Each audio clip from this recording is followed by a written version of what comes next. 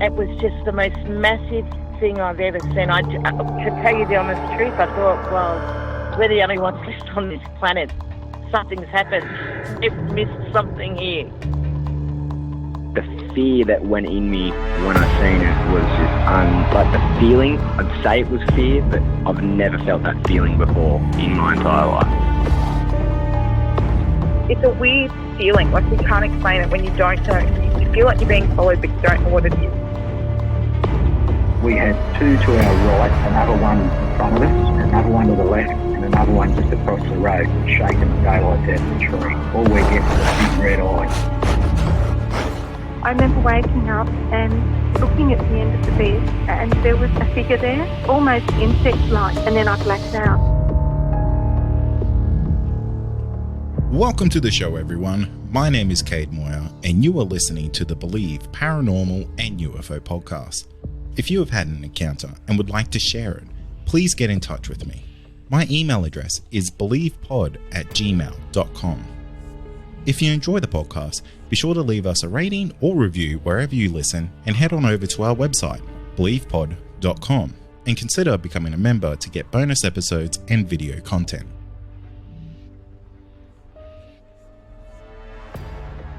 Tonight I'm joined by Heather, and Heather has had a lifetime of paranormal experiences and has come onto the podcast to share them. Heather, welcome to the show. Thanks, Kate. It's really good to be here. It's great to have you on. You are an official across the pond New Zealander, which is very exciting because we get a couple of callers in from there, but we don't get a lot. So I always get very excited to hear about the weird and the unusual that happens across the pond. So thank you so much for coming on the show. Oh, it's an absolute pleasure. So Heather, take me back to where all the weird and the wonderful started to happen to you. Well, I spent the first 20 years of my life in New Zealand. I have been in Australia since then, but growing up in a little region called the Bay of Plenty, which is in the North Island of New Zealand, very pretty spot. And I lived in a normal sort of brick 3-bedroom house, which was all fine, except that from as long as I can remember, probably from 5 maybe up until about 12, there was something in the bedroom that I shared with my sister that was, I guess you'd say, a shadow person. So that was ongoing for years. And now I look back and just go, wow, I don't quite know how I put up with that. But as I hear often, telling my parents and things, they just would kind of, oh, you're just imagining it. You're just seeing shapes in the dark. But every night, the wardrobe door would seem to open. Now, I wouldn't hear it creak or anything, but it would look like it was opening. I had just enough light to see that. And this dark figure would come out of the wardrobe and make its way toward the bed. And it was the same pattern every night. It would come to the bed and I would just be lying there terrified, trying not to look at it, but just drawn to looking at it. And as it finally would sort of lean over the bed, and it's like it was doing it in slow motion, just slowly lean over the bed, I would squeeze my eyes shut and just roll over and face the wall and really just pull the covers over my head. How old were you when that was happening? I reckon, I think from about 5 until about 12 or 13. It got sort of less frequent as I got older. I shared a room with my sister, and I remember saying to her, you know, the thing in the closet, like you have to shut the wardrobe door all the time. Like we couldn't go to bed without the door being shut, but she would sort of semi-deny it. So she wouldn't really say there's nothing there, but she'd just be like, look, just roll over and go to sleep. Just roll over and turn away and sort of don't look. That's as far as I got with her. And she's a sort of very sort of medical person, science-based person. So she would never even talk about it now, for example. But yeah, that went on for a very long time. That's an incredibly long time to to live with essentially a shadow person in your room every night for what's that? That would be 8 years. That's really hair raising. That is a really terrifying thought to process, really. Well, it was. And, you know, I just sort of got to the point where I would roll over, as I said, and look at the wall. And then I had a window and I would have the curtains open and I would look out the window at the stars. And I just became sort of not fixated, but I just let my gaze stay there all the time. And I would look at the stars and I'd try to do breathing and stuff. I sort of had my own coping mechanisms for it. But the house itself, that section, that end bedroom, which was at the end of a long hallway, was just generally known as being really creepy by us three girls. And it was beyond sort of the hallway's creepy because the hallway's dark and it's long. It was beyond that. It was just sort of almost like this knowing in the family that the hallway and that room were off. So your sister, she obviously didn't feel comfortable with this presence in the room and obviously wasn't comfortable to even talk about it to you. Did she ever have any interaction in that room with this entity? Not that she told me. And it wasn't until many years later, she had left home and another older sister had also left home. Many years later, when the activity sort of ramped up a little bit, that my mother, who is also a medical person and extremely sciencey and will not have any of this talk, let my older sister bring a friend of hers who was a medium into the house. And that just spoke volumes to me because that was like, my mother is letting this lady come to the house who's a medium and check the place out. So I think that everybody knew that stuff was happening, but no one really wanted to talk about it. Wow. That's actually super, super intriguing because to have something like that happen where your mum kind of just allows a medium to come into the house makes me wonder that was she having encounters with this entity as well? Yeah, I don't know. It was just one of those houses where things would happen. So around the time, if memory serves me correctly, around the time that the medium came, my father had died suddenly. And I remember Mum saying that when my father, he was very sick and he died quite quickly, but on the day that he died, that she was upstairs in the bedroom having a rest because she was exhausted from looking after him. And she saw him come up the stairs and walk into the bedroom, and they had this big walk-in closet, and he opened the door and walked into the closet.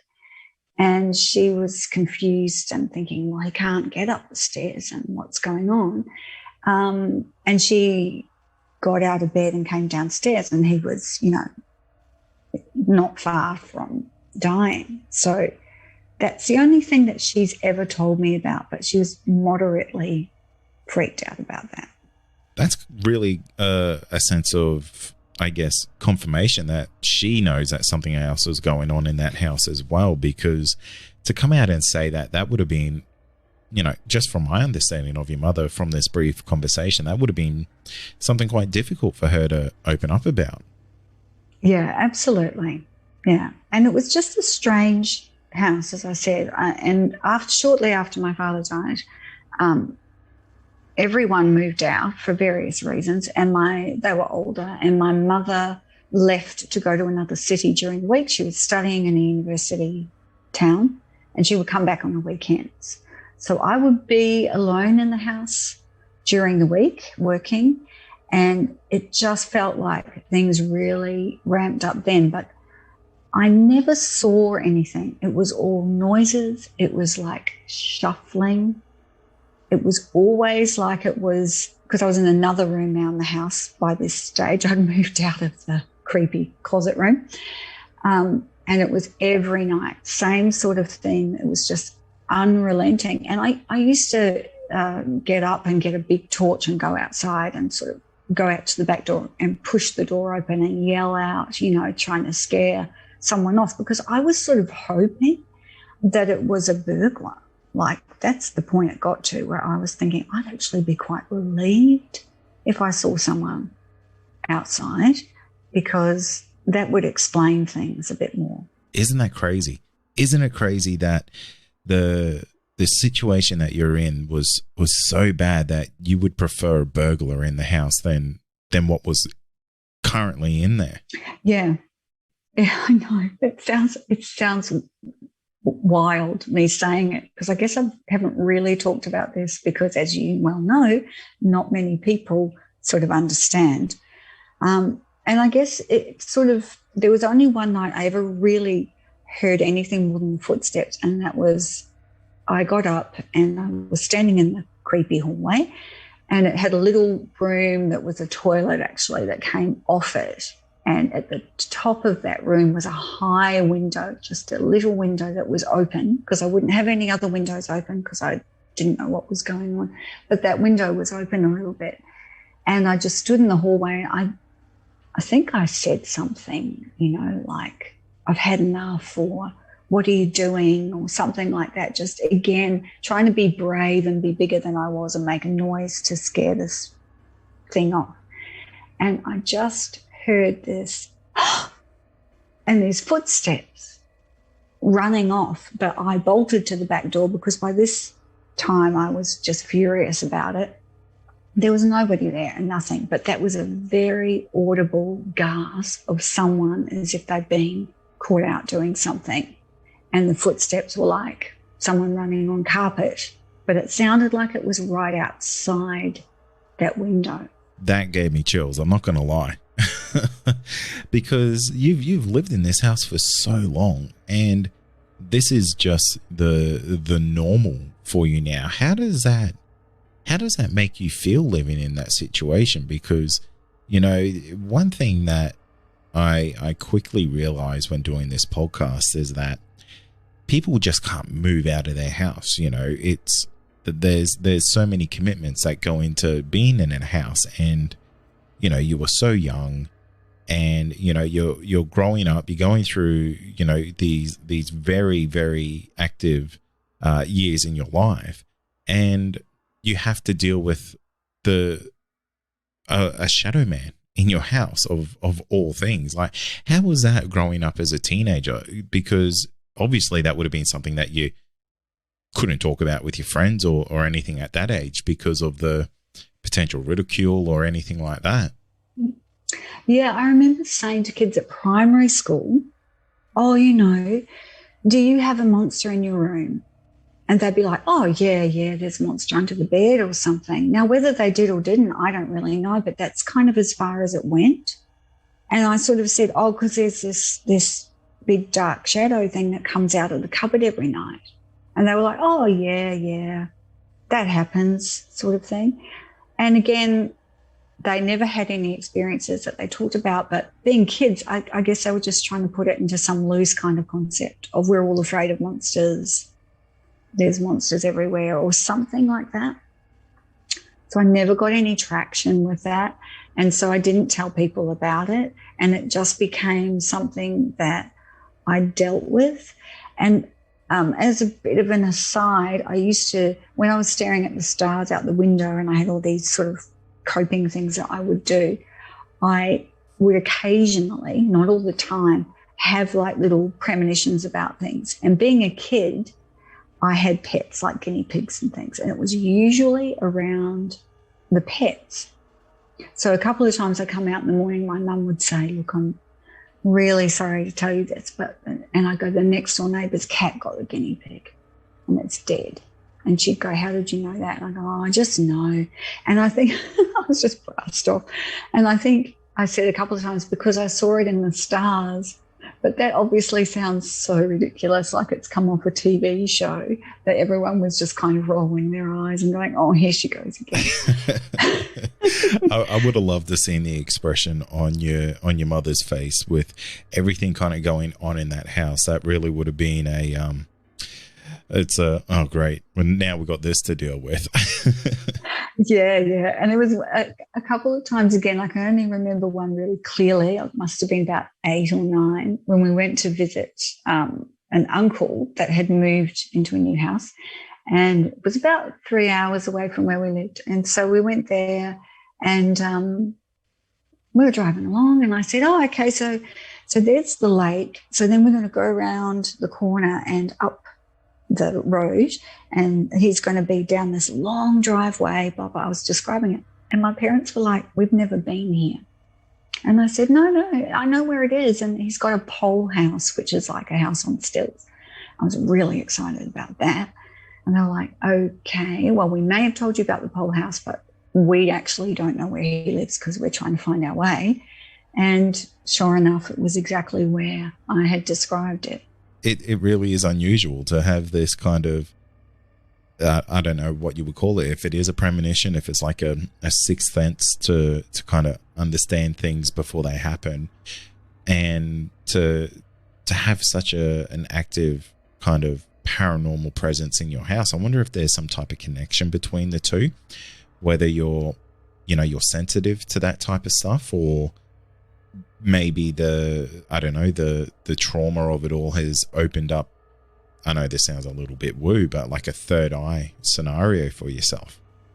Yeah, look, I've considered all those things over the years because I've had a lot of experiences, and I guess I am sensitive, but a lot of people are sensitive. So yeah, it's just being in particular houses. So just to backtrack a tiny bit, when that medium came and she did the walk around the house, she said that she felt that there was an entity or entities there that were connected more to the land. So the land that the house was built on was quite close to a little island that was tapu, so it was considered sacred. It still is a Maori burial ground, like a graveyard, I guess. So she felt that whatever that thing was, the shadow person and whatever was hanging around, either outside or inside, it was very hard to tell, was connected to that. So that was more of the energy of that particular place. I think it just always felt like something was lurking. That's the only way I can put it, outside or inside. Yeah, that's a bit of an uneasy thought to have, to think that you're constantly just being watched within your own house. There would be a level of, I guess, invasion that kind of goes along with that type of scenario, because you would just always feel on edge. You would never feel alone. There would be absolutely no sense of privacy. Was that the case with this type of thing? And now a quick word from our sponsor.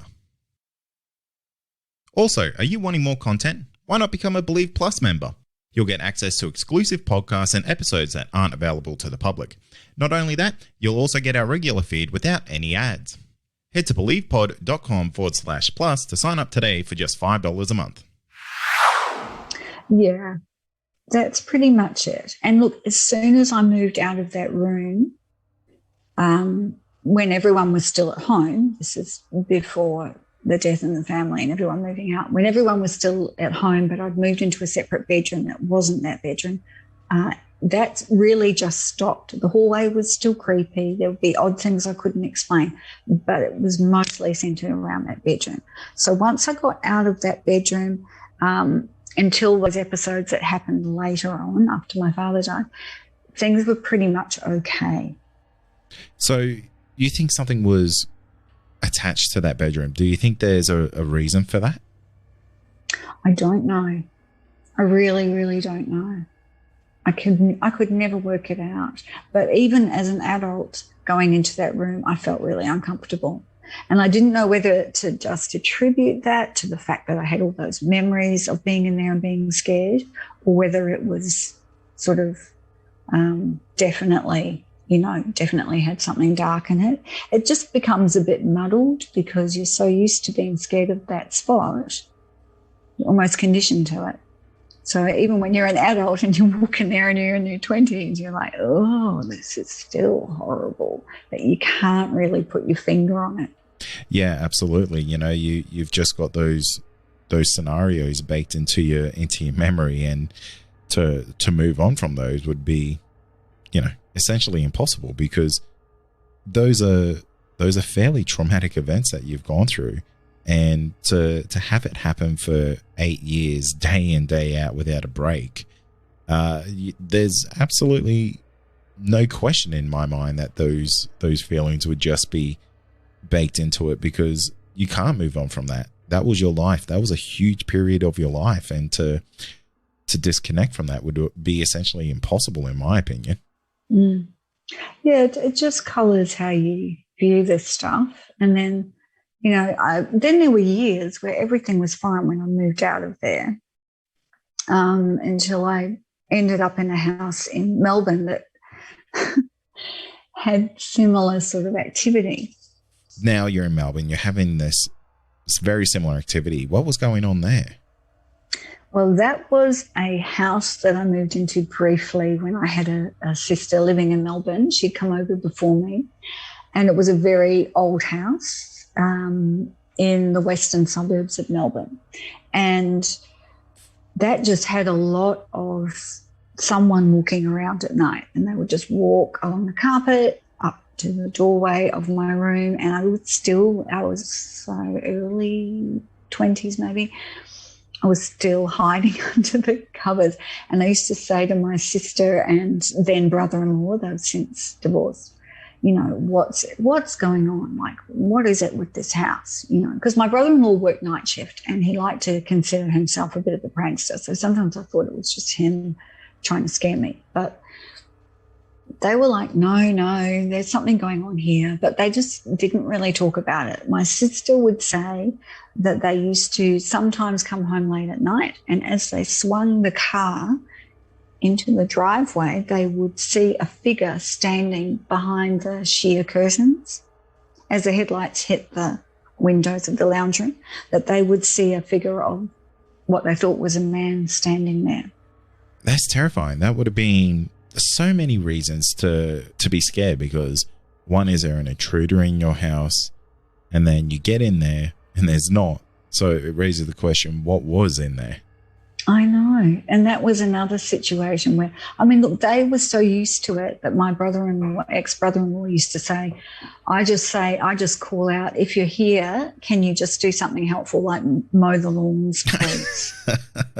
I think that's great. You know, I always joke off the air with friends about hauntings and stuff like that. And I always say that if I ever had a ghost haunting my house, I would definitely be charging that thing rent if I could, because you don't get to live for free, mate.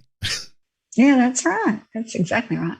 And, you know, that one I don't know whether my sister told me there was an older man who lived there and died, or whether I just thought that. I can't be sure of that. And I can't ask her about that because she's doesn't want to talk about that anymore. But one day I was home alone and I was given a fairly good shove, to the point where I didn't completely fall over. I just stumbled. But I just turned around and started paying out on my brother-in-law, because I was so sure that he just snuck up on me and given me a push as a joke, because it was very definitely a touch. It wasn't tripping over the carpet or a rug or losing my footing. It was someone giving me a fairly good shove in the back. What was the reaction when you realized no one's there?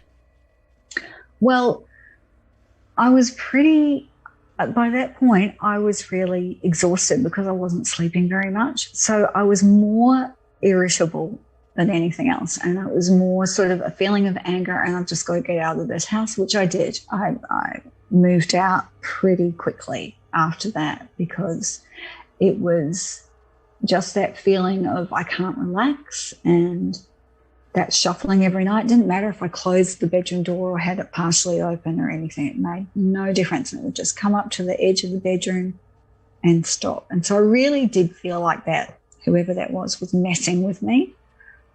And so by then I was kind of getting angry.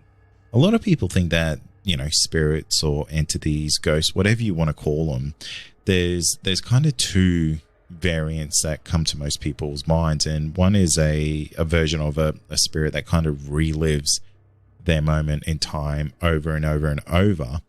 And another one has a little bit more sentience. And this is what this sounds like with yours. Like, it was fully aware of what it was doing. Yeah, that's a really interesting theory. And I certainly have in the past sort of put things into ghosts and spirits and what is a replay and what is sentient.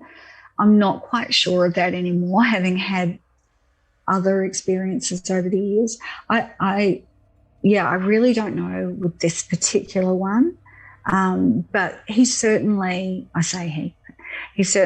was threatening and uncomfortable, whereas other places that I've been, and certainly this hasn't happened in every house. I mean, I'm in my early 50s, so it sounds like a lot of stuff's happened, but if you spread it out over my life, there have been years where things have been really quiet.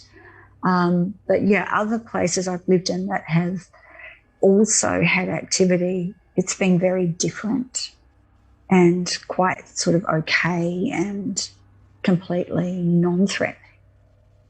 You've spoken about these entities that kind of, I wouldn't say cause you grief, but they're causing some discomfort in your life. And, it's obviously better not to have them there than have them. But by the sounds of it, you have other encounters with spirits that kind of, I guess, are a little bit more accepting of your boundaries, might be a good way to say it. Yeah, look, there are things that have happened that I attribute to spirits, but of course I don't know, because I don't think we know anything really about it. But there have been times in my life where I've been in situations that haven't been great, and I've been very clearly warned. And that's been paranormal activity. So there was one occasion where I started going out with someone in my early 20s who wasn't great for me. Like, it certainly wasn't an abusive relationship at all. But he just wasn't a particularly well person. And it turned out he had some substance abuse issues I had no idea about. And at the beginning of that relationship, there was like these string of things that happened, like pictures falling off the wall, but the hook being fine and still hanging on the picture rail, and the picture wire not being broken. I mean, I don't know how that even happens. So it's been basically physically picked up, removed off the hook, and then put down on the ground. Yeah, so the glass might break, but there's nothing, the picture wire isn't broken, and the hook is still on the picture rail. Yeah, that's odd, isn't it? Yeah, and it was all, this activity mostly was around this one person, and I believe that was someone warning me, and eventually, we did break up and that was all fine. But there was an episode, and it just sounds so strange, but where I came into my room and a light bulb was on the floor, on the carpet, and it was broken. And I'm thinking, okay, well, it's not like it fell on tiles, but whatever, it's broken. But the light shade was one of those glass half moon sort of light shades that you screw into the light fitting. That was still on the ceiling.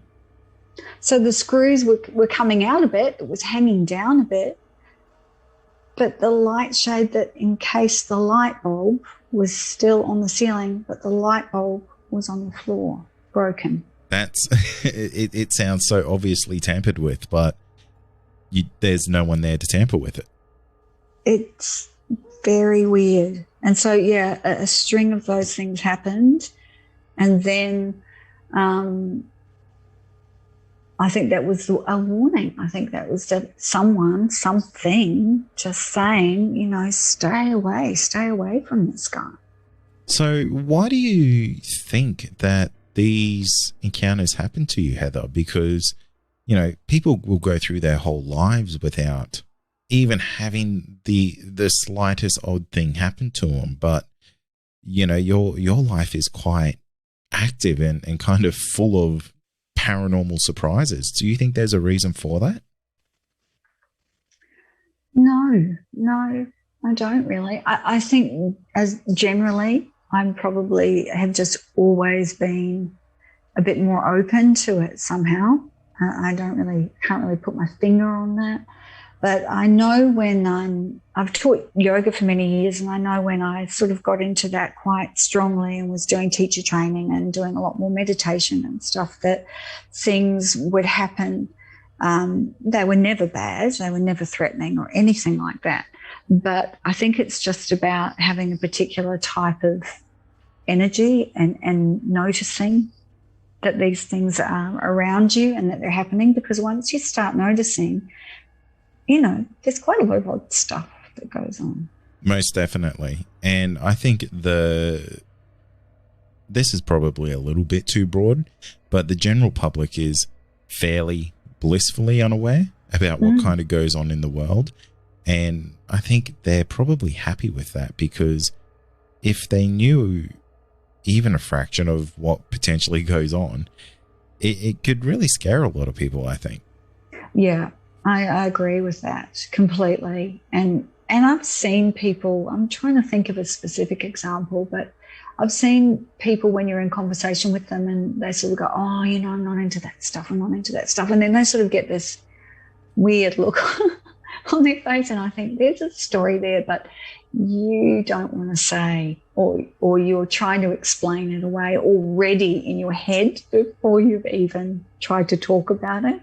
Yeah. And I hear that so often on this podcast, that people will share an encounter with someone and one person will just flat out refuse to comprehend what happened and just absolutely refuse to face the situation. Actually, probably much like what your sister did for all those years. Whereas you kind of essentially tackled it head on and kind of accepted, yeah, something is happening here. I don't know what it is. And you're a little bit more open-minded to it.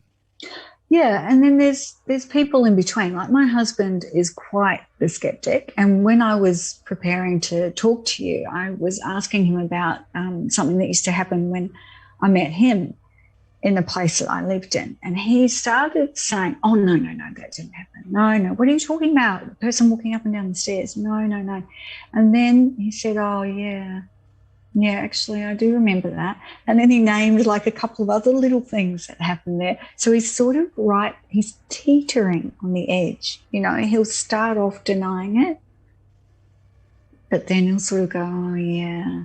And there was an occasion in the house we're in now, which is lovely, and I don't have any problem with whatever's here, where he went to see a psychic that we would both see. I'm talking once every 5 years or something. I think I just go to her because I really like her, but it's not something we do all the time. But I think he was at a crossroads with something, and I said, oh, why don't you go and chat to her? And he's like, oh, I don't really believe in that stuff. And I'm like, well, up to you. So he did go, and then he came back and he was telling me what she'd said.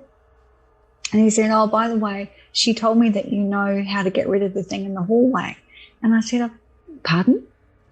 Because, the thing that keeps walking up and down in the hallway. And I said, oh, you mean the hallway monitor? And so he would talk about that, but like only once a year. It's just at exactly the right moment. And I'm like, oh, okay, I don't think there's anything particularly bad about that. And he was like, no, the psychic said it's fine, but that you'd know how to get rid of it. So I went, oh, okay, well, I'll give it a crack then. To have a partner who is kind of teetering on the edge and, probably leans a little bit more to the skeptic side, to go and take a step to go see a psychic or a medium, and then basically come home and kind of confirm, yeah, look, I'm having these like weird little things too, and apparently you can fix it. So can you go do that, please? Yeah, so we just refer to that as the hallway monitor. And every so often it comes back. The girls actually said to me the other night, because they're up all night because of, being in lockdown, their routine's terrifying. But they're like, oh, yeah, every night at 12 o'clock, there's this sound of an adjoining door that goes into the living area, of it opening and closing, and then something takes a couple of steps into the hallway, and then it stops. Wow. So I'm like, yeah. And how old are your daughters, if you don't mind me asking? No, that's okay. They're 12 and 15. And they're just comfortable with that, just talking about it being open, and obviously it's not threatening them. They don't feel scared of it or anything like that? No, actually. They're just like, it's a bit annoying because it keeps us awake. And I said, oh, okay, well, I'm sure it's nothing to worry about, and I'll have a word to the hallway monitor. So I'll just have to deal with that at some point. But there's been lots of things like that have happened in this house, and I've never felt that it was threatening in any sort of way. There was one time when we moved in that I woke up in the middle of the night and I could hear a woman screaming. And I was half asleep, as you know, it's a common story. I was half asleep. I could hear screaming, and it really did sound like someone was in trouble, but I couldn't make out words. I couldn't really even be sure what direction it was coming from. And I was just climbing my way out of sleep and sort of sitting up in bed going, am I really hearing this or am I dreaming? But I did hear it. And then all of a sudden it just stopped. And I didn't really know what to do. So I think in the end I just went back to sleep because it stopped so abruptly. And then in the morning I asked my husband. He was like, no, I didn't hear that. I don't know what you're talking about. Okay, that's fine. I'll just put that down to a whatever. And then I was talking to the neighbours who'd been in the area for a long time, well before we moved in. And they were telling me about the gentleman who used to live in the house. And my neighbour said to me, he was a little bit strange. A couple of times, on more than one occasion, he came over to our house in the middle of the night and he banged on the door. And my neighbour's husband got up and answered the door. And he said, the guy that used to live in my house said, what are you doing? What are you doing to your wife? And he said, nothing. She's fast asleep, you know, have a look. Well, we were until he banged on the door. And he goes, well, I can hear a woman screaming. Oh, wow. Yeah. Wow. That's kind of coming full circle, isn't it? Yeah. And I was like, oh, thank God. And I was looking at my neighbour. I'm thinking, I'm not going to say anything. I'm not going to say anything. And the girls actually said that a while ago, that they heard someone screaming, and then it just abruptly stopped. So I don't know whether that is a bit of a tape, you know what I mean? Like that's just a repeating thing. That kind of, you know, touches on what we were talking about earlier there, where, you know, you get these spirits or these entities who kind of just seem to replay a moment in time over and over and over. Yeah, and I also wonder whether it's our vibrations, our energy that also sets that up. Because, you know, with the girls hearing that thing every night at midnight, well, my husband and I, we would close that door and walk down the hallway. And we would have been doing that every day since we've moved in here, you know, 12 or 15 years ago or however long ago it was. So I also wonder whether it doesn't actually have to be an entity, but it's more like a residue of the energy when you do things a certain way at a certain time every day. Yeah, that's a really interesting theory with that, because, you know, it's easy to say everything is, you know, spirits or, you know, ghostly, but it could be something completely different. And I'm always open to, you know, these kind of fringe explanations for situations like that. Yeah, because there was a period of time when the kids were little that I would notice about half an hour before my husband came home, not every day, just sometimes, the sound of the key in the lock and the sound of the door closing, the front door, and the couple of steps into the hallway, just a couple of steps. And I'd open the door and go, oh, hi, you know, you're home. Nobody there. And it was very distinctive. The girls, when they were under 5, would say, oh, Dad's home. You know, I've heard the key in the lock. And it was just like that sort of idea of a replay.